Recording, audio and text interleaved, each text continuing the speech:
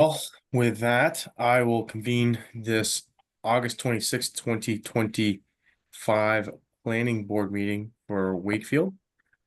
So first, I'm aware that Kristen and Kevin are not going to be attending, so I think we have everyone who will be planning on joining. So I'll do attendance via roll call. Bill Spalding Here. via no, Yep. and myself here as well.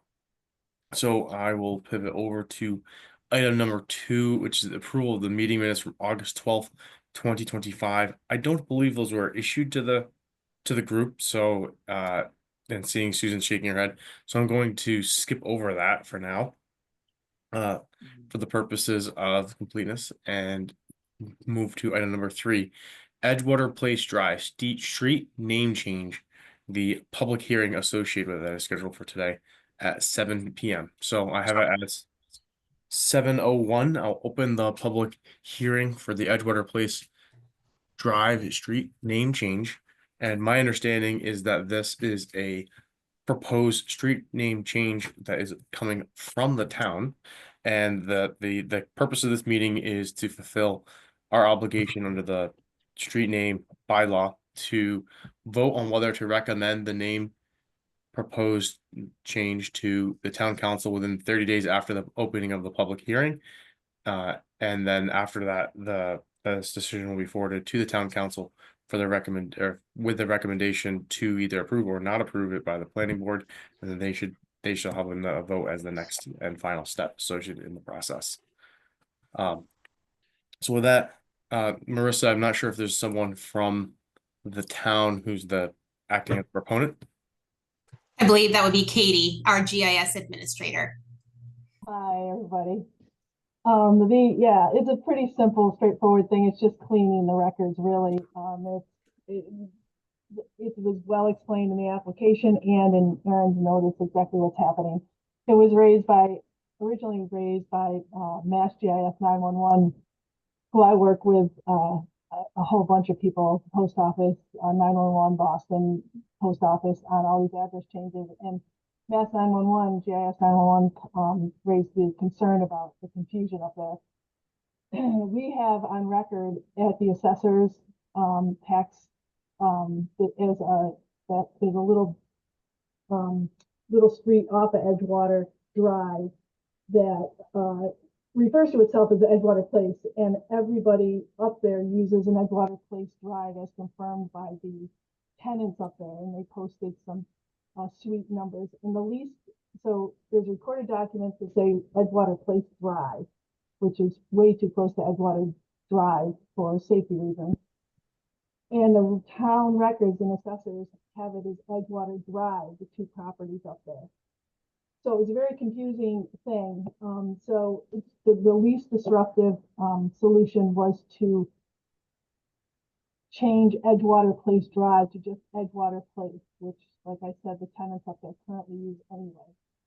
And we needed to go through this process in order to just be able to change the assessor records and make it official, since there are recorded documents saying Edgewater Place Drive.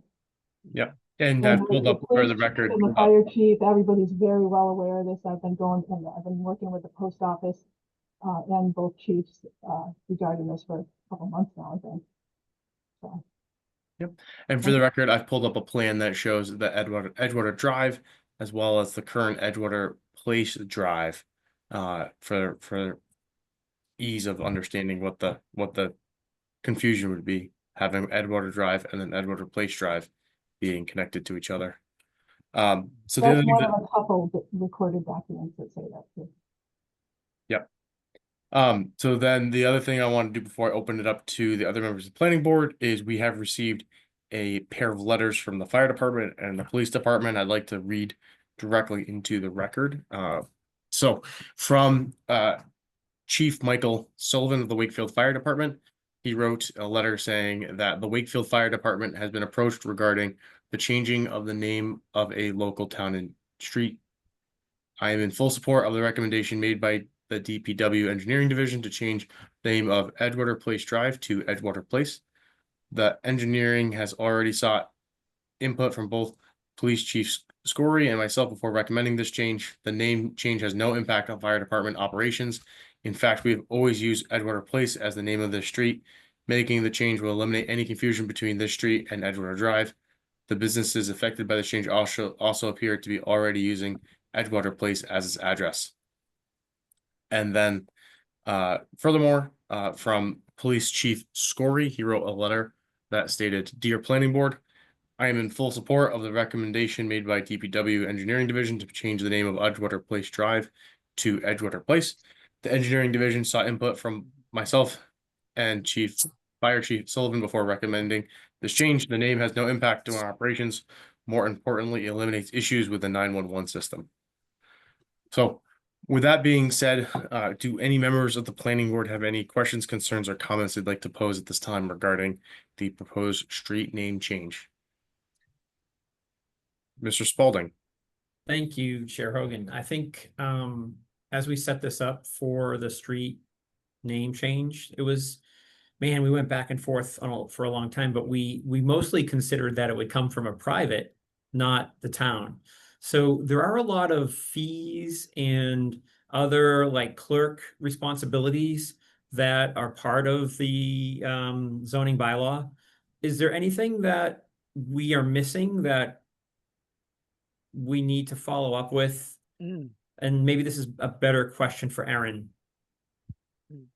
In regards to this bylaw in general? Yeah, Yeah, I think we might want to put another set of eyes on it after this, maybe bring Katie into the conversation, Bill, Marissa. I think honestly, it was a plus that the town went through it first because we can see what works, what didn't work. But I do think that we need to maybe revisit it and just clean it up a little. agreed. I think we might need to maybe make a comment or something that would say the fees aren't needed. I don't understand how, like, well, the town will pay a fee to give to the town. I don't know if that's, yeah. Wait, I thought that language is in there. What didn't work, I guess, is the sort of the other question. I think the question is that if it's a change that's proposed by the town, there's a number of fees that are required as part of the bylaw that is kind of nonsensical for the town to pay a fee to Yeah. itself to train Yeah. as per the bylaw requirements.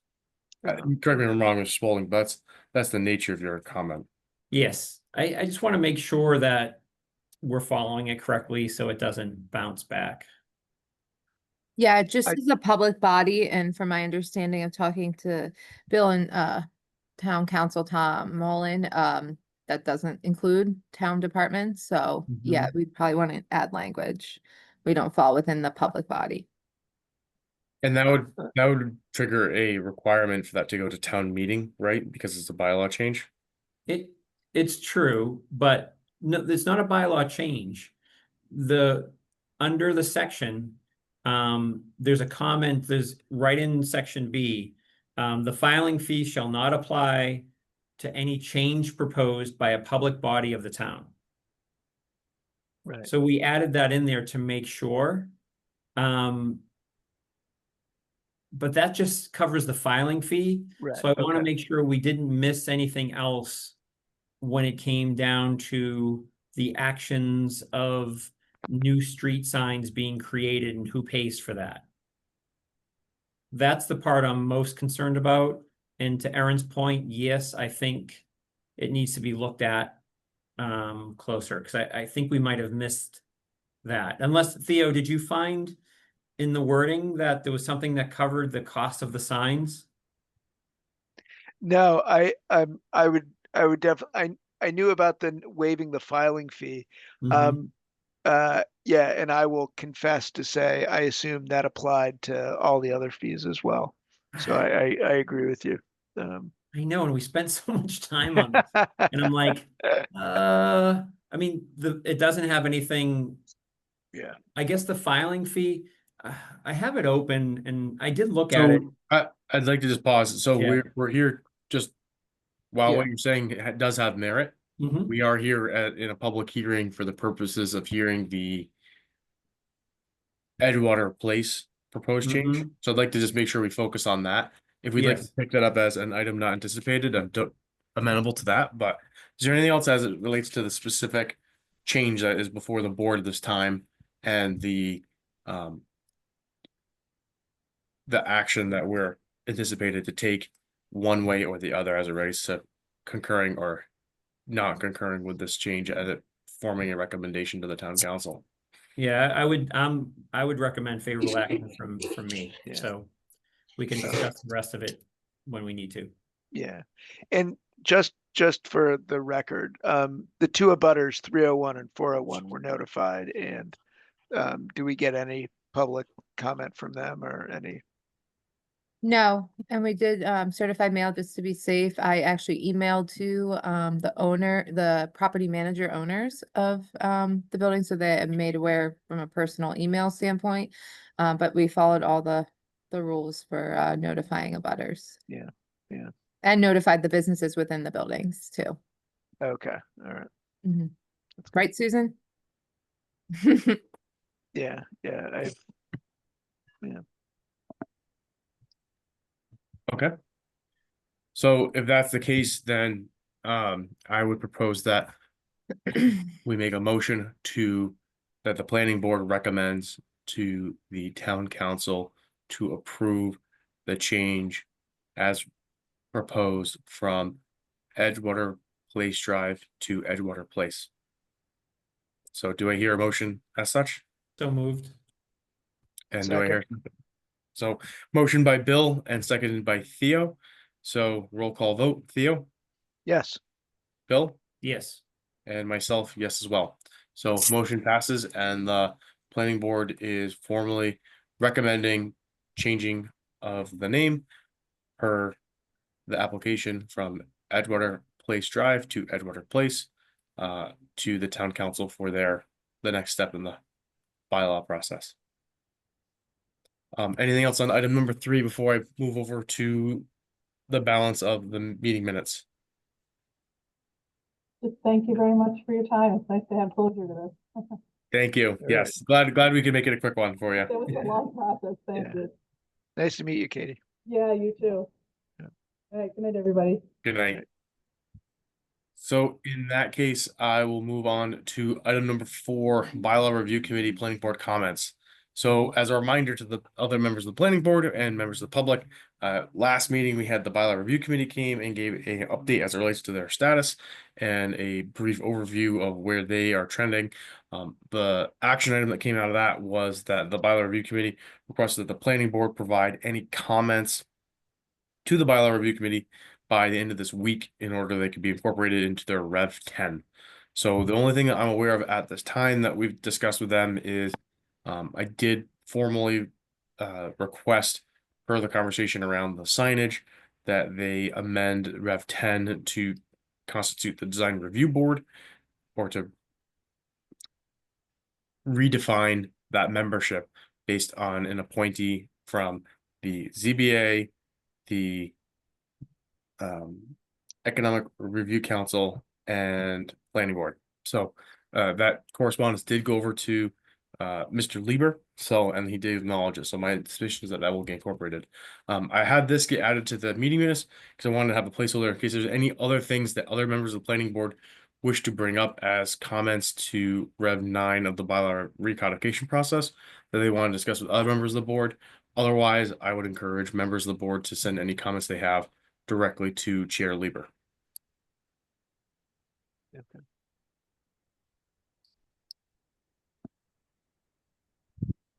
So, Bill, Yeah. Theo, is there anything else that you guys had that on your list that you want to discuss as a group, or are you all set? I am all set. I'm all set. I have like some minor things that require more homework by me, but not more for my own education that yeah. Okay.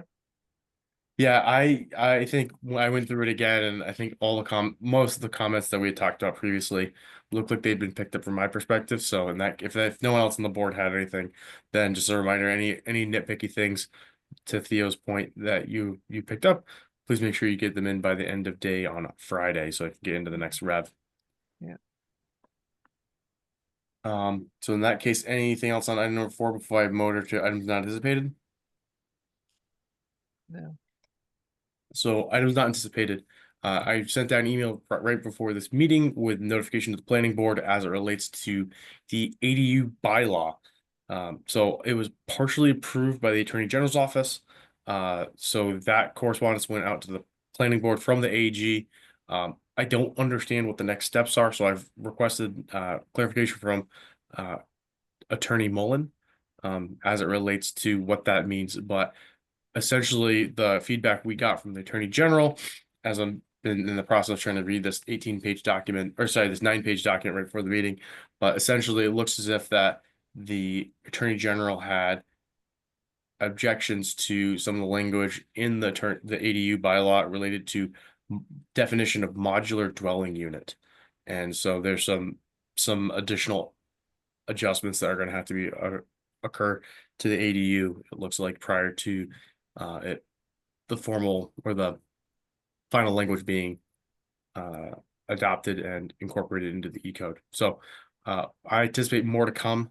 But if anyone had any questions, or I know I think Aaron and Marissa maybe just got it within the last hour, so I'm sure that you guys are probably still digesting what was issued by the AG and probably are waiting for the same correspondence I am from Attorney Mullen. That's correct. Yeah.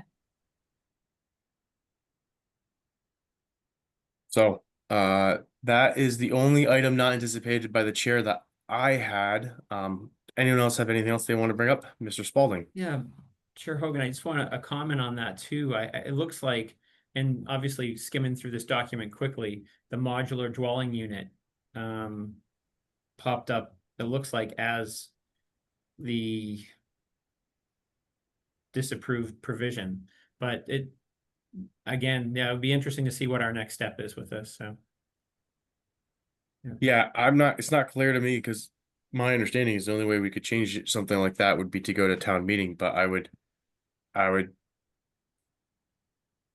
be surprised if from a process perspective we had to go to town meeting to fix something that we got a pre-review on, but we'll find out from Tom Mullen.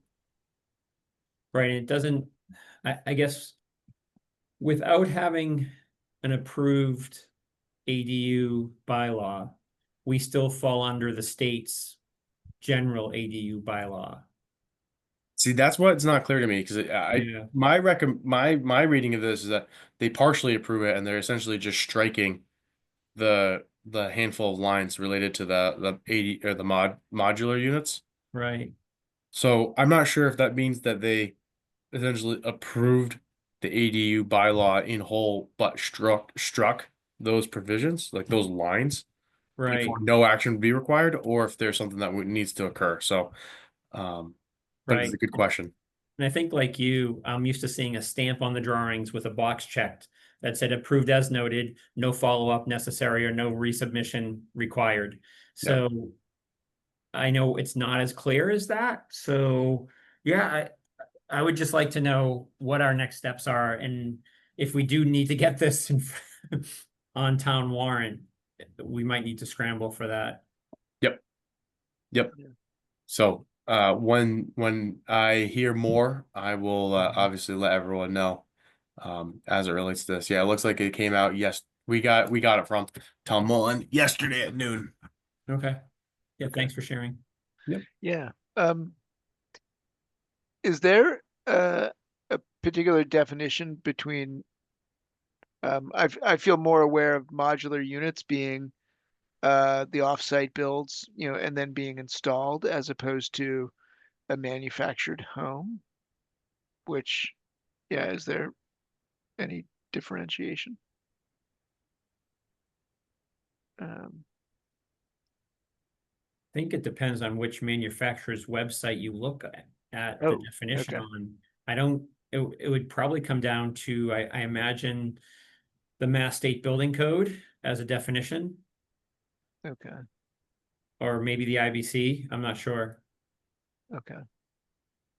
Yeah, it's not 100% clear because the guidance from the state essentially said they partially approved the article, except for the Yeah. portions associated with the modular dwelling units. Mm-hmm. And then instead of stating exactly what the nature of the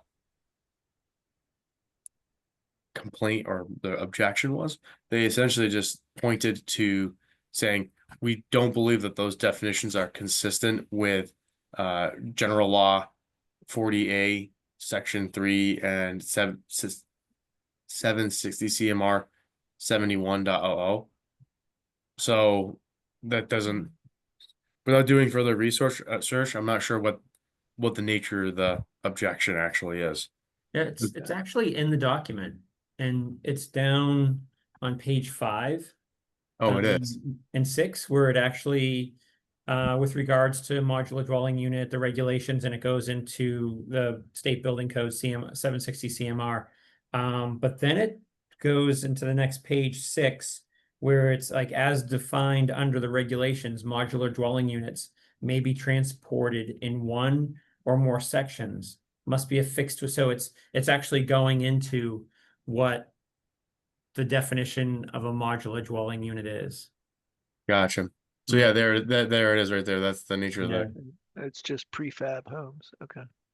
Mm. Right, it says because many homes that meet the bylaws definition of manufactured homes also qualify as modular dwelling homes. So Theo, exactly what you were pointing out. It conflicts with the regulations to ban all manufactured homes from being used as ADUs. For this reason, we disapprove and delete the portion of chapter 190, section 22, so on, definition of modular dwelling unit that excludes manufactured homes from its definition and therefore being used as ADUs. So it's in that paragraph. Yeah.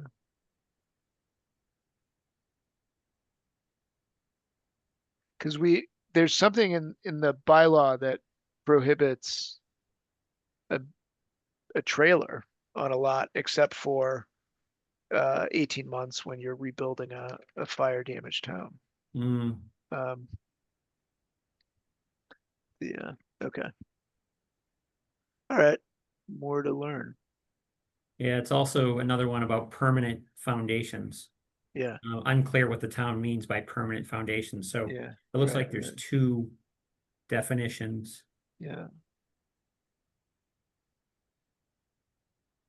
Okay. Oh, I'm sorry. We'll have to look at this. And then Yeah. it goes into with regards to setback requirements. So, yeah. So there's a couple things in there that will need to be reviewed. Okay. Yep. You know, I worked with Sam on the ADU, pulling it all together, and it was difficult because as things changed. So will the next step be that Tom Mullen, town council, will be reviewing the inconsistencies and developing, I don't know. So I've requested guidance from Okay. Tom Okay. Mullen for the next step. So when Okay. I understand the next step from him, I will update the board. Okay, fair enough. So that's all I had for items not anticipated by the chair. Does anyone else have anything else they'd like to bring up at this time? No. Um, Oh, I guess I'll wait till the board members, but I do have an update. Okay. So I did hear back, I know last time there were questions about the housing production plan and where that process stood. So we did hear back from, the state, oh goodness, maybe a week ago or so. I'm just trying to, on August 19th, that saying that they've completed their initial review of the Wakefield HPP and will follow up with their thoughts soon. So that was last Monday. So again, they have that 90-day window, they have the 30-day initial review. So they've done that part. So they're still within that 90-day window, but I just wanted to let you guys know they acknowledged it and wrote back to us. So we'll hopefully have a better update at the next meeting. Great. Yeah. All right. Yeah. Anything All right. else? Anyone else have any other items not anticipated? The HPP is pure gold, by the way. So that's, you know, they can find no fault. No, I'm good to go. So thank you. Okay, so in that case, do I hear a motion to adjourn?